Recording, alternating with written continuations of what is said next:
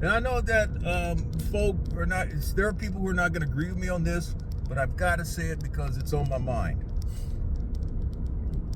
I know that there are people who are going to fall on one side of the political spectrum of this. But when I heard the term DEI, diversity,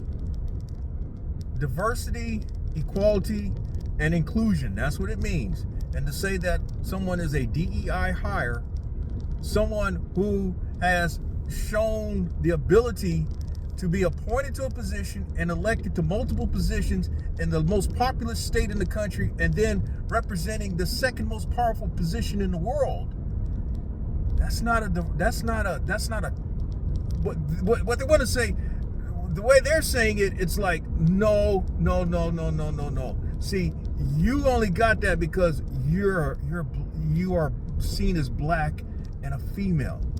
When I was coming along, in fact, when she first started professionally, that was called a token position, where that position was slotted for somebody.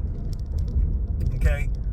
And the problem with those token positions back then, they were almost setups for failure, because you were already perceived as being less than in ability and everything else across the board.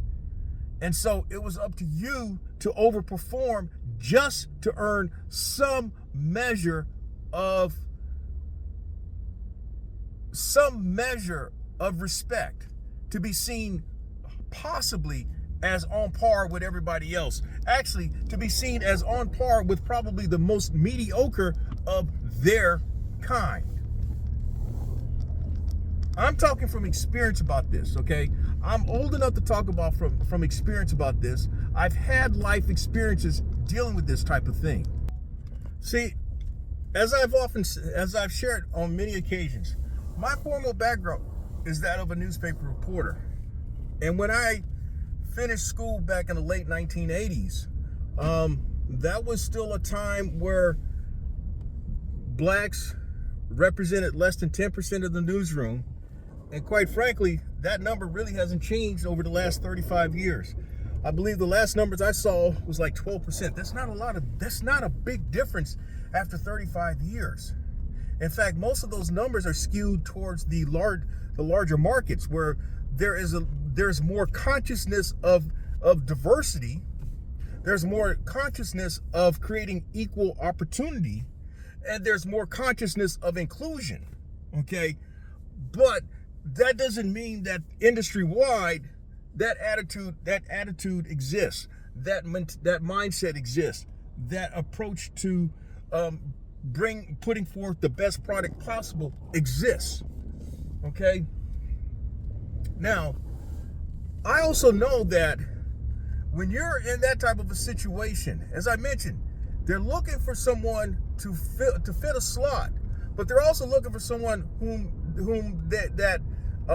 it all comes down to control. Okay, it's a little game of control, and when you're that person who's being slotted for that position, you've got to walk a very, very fine line, because you know that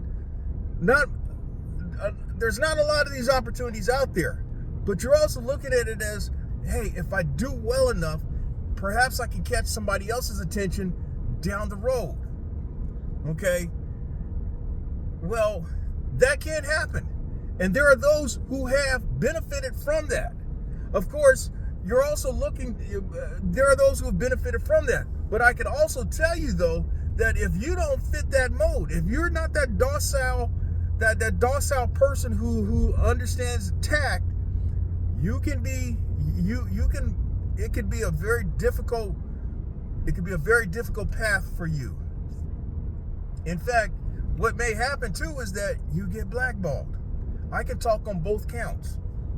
That's right. I can talk on both counts. Now, you're going to ask me, what do you mean, geezer?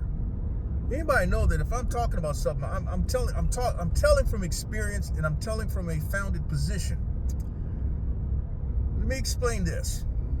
When I interviewed at the Richmond Times-Dispatch, which was the largest market that I worked at, and at the time, the Richmond Times-Dispatch was one of the top 100 newspapers in the country based on circulation. So that means I was going to the top 2% of the business.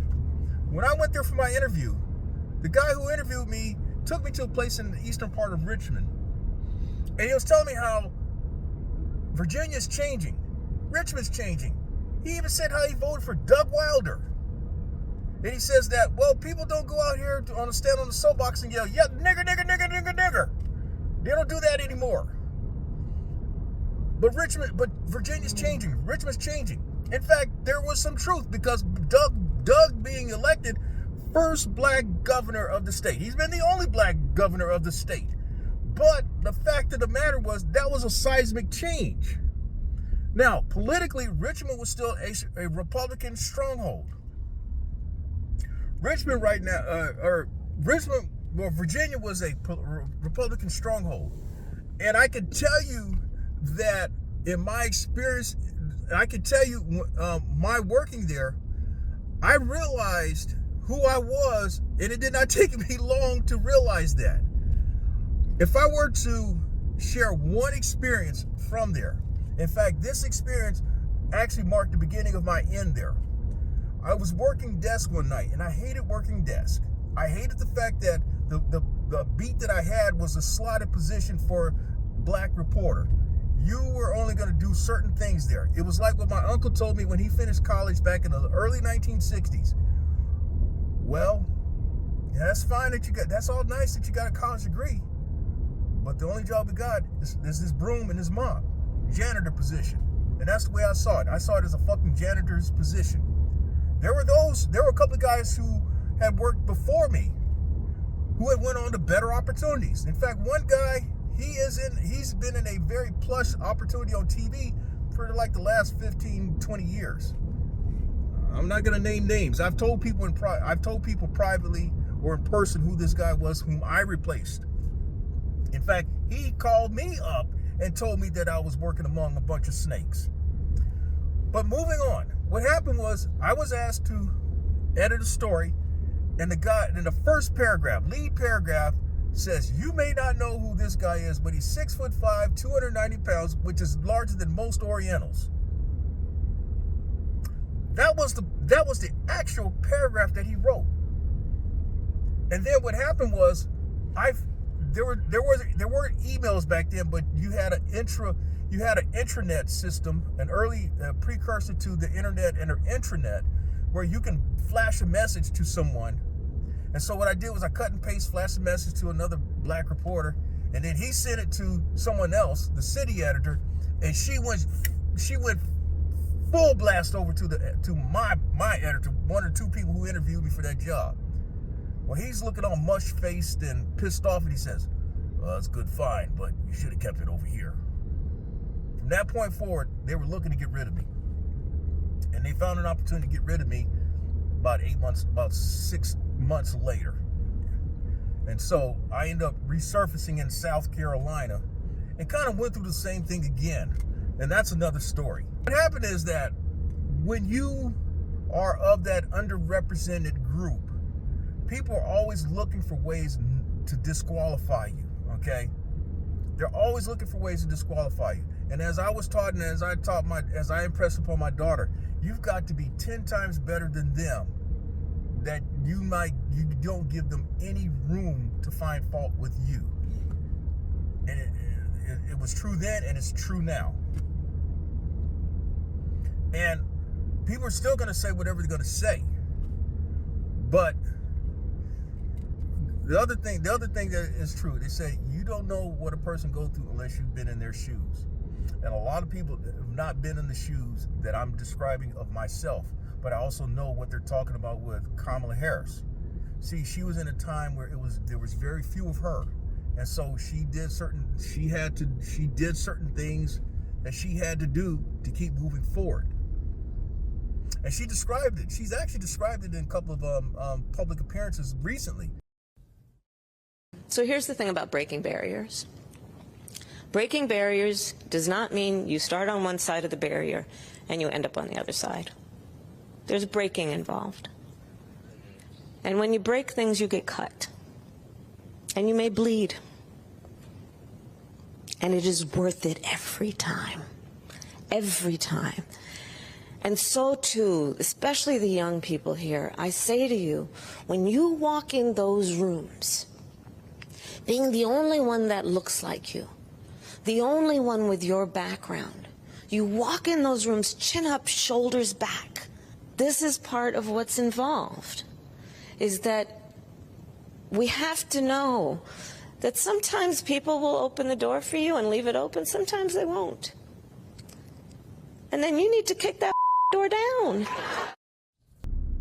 I get it. There are people who are not going to agree with me. They're going to say, man, you're just a fucking liberal. I am a fucking liberal. I am a goddamn fucking liberal. You goddamn right. But also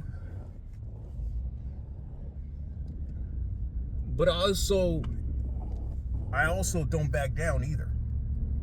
Now, here's the other side to that. I mentioned that that was the beginning of my end. Well, when I got laid off, supposedly I got laid off because the company had laid off 12 other reporters. We were basically on their F list. We were on their F list to get rid of.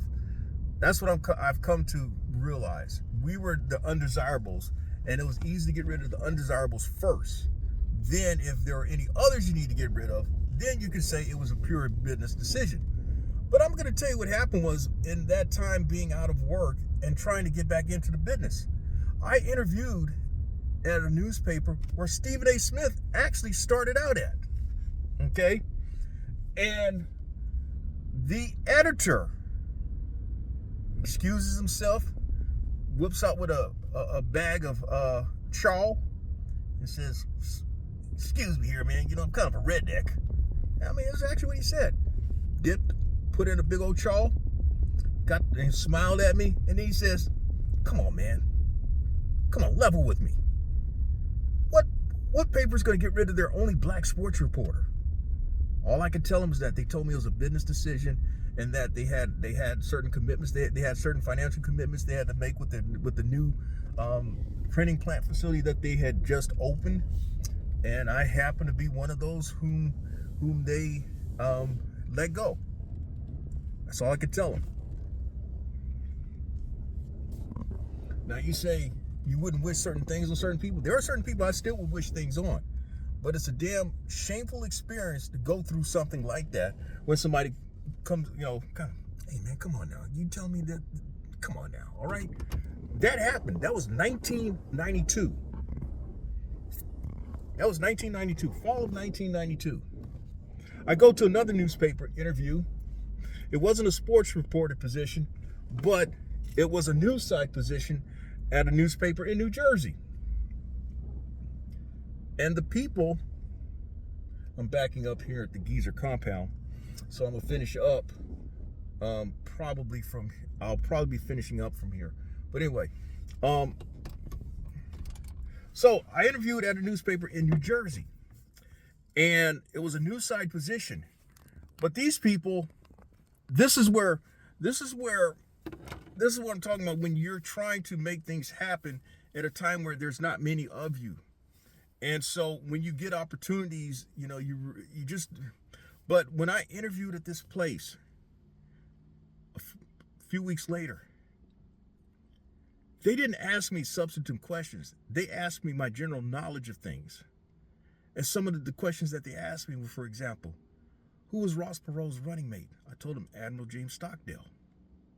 They asked me some other questions. I answered those questions.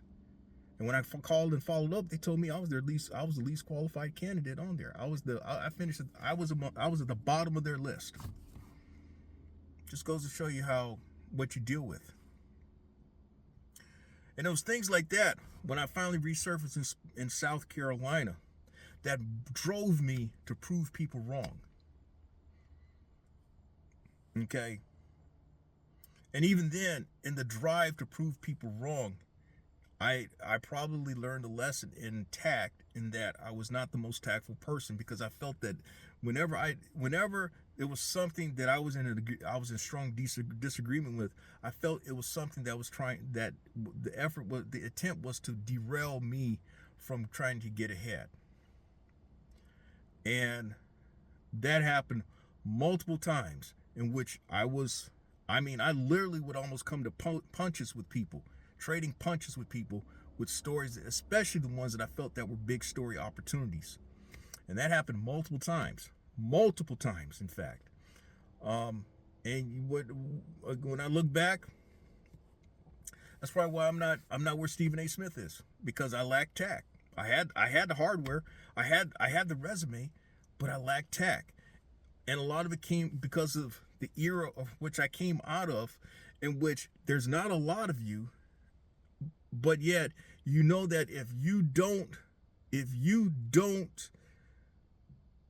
exceed their expectations, it may affect not only you but those who come behind you, and it may be seen as a reflection on all people who are like you, who quote look like you, or who may have the same background as you. So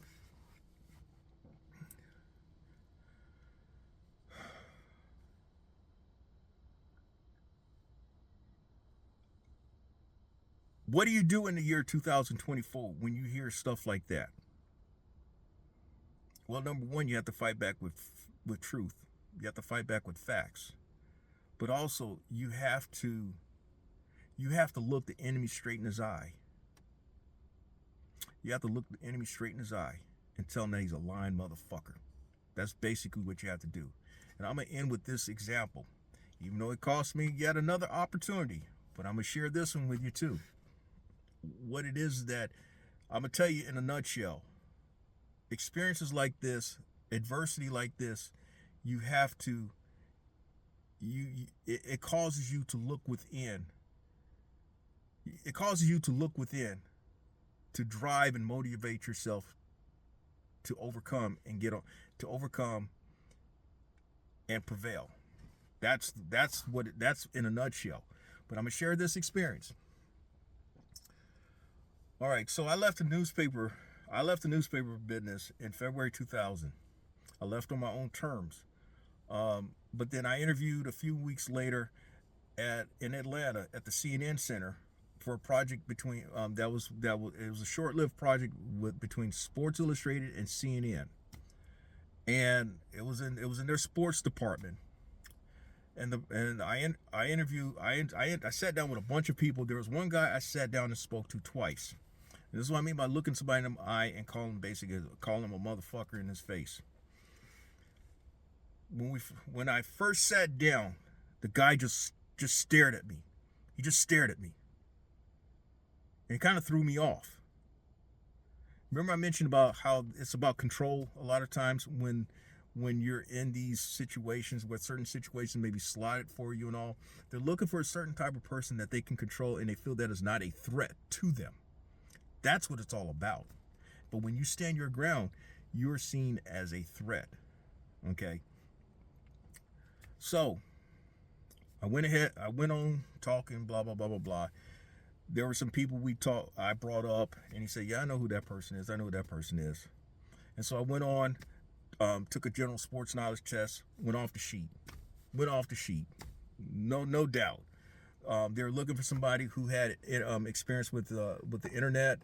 I was very much ahead of the trend, very much ahead of the curve, ahead of the trend, in that I had already started developing websites through HTML.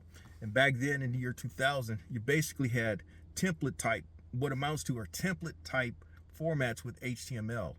If you can imagine a tic-tac-toe board, that's basically how you set things up on a website. It was upper left, upper right, upper middle, lower left, lower right, so on and so forth. It wasn't cascade style sheet or some of the other things that you have now. So I showed my ability to write. I showed my ability to work the internet and create content. And I had beyond off the sheet type sports knowledge. So then I go back into the office with this guy, and he stares at me again. I had already said to myself, I'm not. If he does it again, he's not going to get off with it. And so he started staring at me, and I stared back. He kept staring, and I stared back. He stared, I kept staring. And guess who blinked? He did. I knew I had his ass. course, they didn't call me. They didn't call me back. They hired somebody with far less credentials, but someone that they can control. That's what happens. See, when you go beyond, when you don't go for that, you're seen as a threat. Lesson to the wise. But that's all I have to share for this particular segment of the Gig Geezer. If you like the content that's been provided in this segment or in any other segment, hit that subscribe button, give my content a thumbs up, share my content among others, and I definitely welcome your comments in the section below. I'm Inwood Lane. As always, may your grind and may your hustle continue.